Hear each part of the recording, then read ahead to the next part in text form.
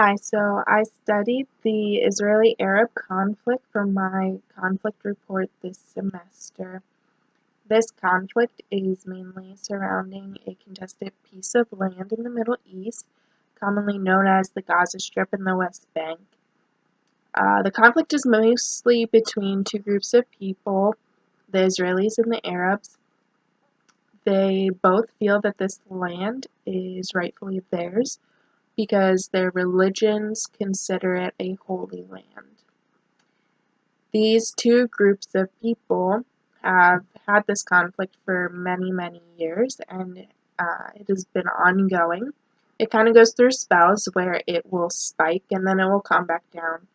For example, there was just this past weekend, in last week, there was an air raid um, on Tel Aviv, which is an Israeli city, and there has not been any sort of rockets or air raids on this city in the last 5 years, and it has been calm. So this was a fairly unusual occurrence, considering the length of time since they have experienced something like this.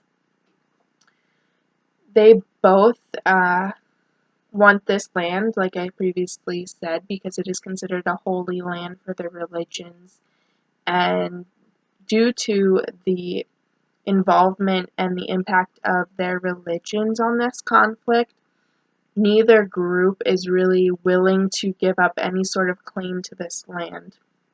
This goes to the extent of saying that if the other group has any sort of ownership of the land that they feel like they have lost, and that they should not be able to split the land either. They both want all of the land because of the impact of the holiness of this land. When you look at history, you see that, again, this has been going on since what I would say is biblical times, and I see it continuing for a long time to come as well. You don't see a whole lot of people outside of these two groups really making big moves to get involved in this conflict, partially because of the length of time that has been going on, but also because they can't really have that big of an impact due to the strong nationalism that both of these groups have in not wanting to split the land or come to any sort of agreement on how to share the land. You recently saw in the news in the last couple of years that one way that the United States was involved in this conflict was by the president moving the U.S. Embassy to Jerusalem, which ultimately declared Jerusalem as the capital of Israel. This was a big move, political move on our part, as it showed a lot of support for the Israeli people and their rightful claim on the land. Like I mentioned, I don't really see a big resolution to this conflict coming about, only because it has been ongoing for so many years. When you consider that neither group is really willing to split the land, there is not much of a possible resolution that could be found.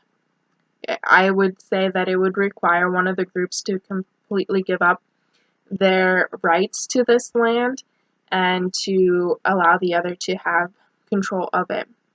If you would try to split the land, it would just result in more conflict and more issues because neither one wants to see the land divided between the two groups.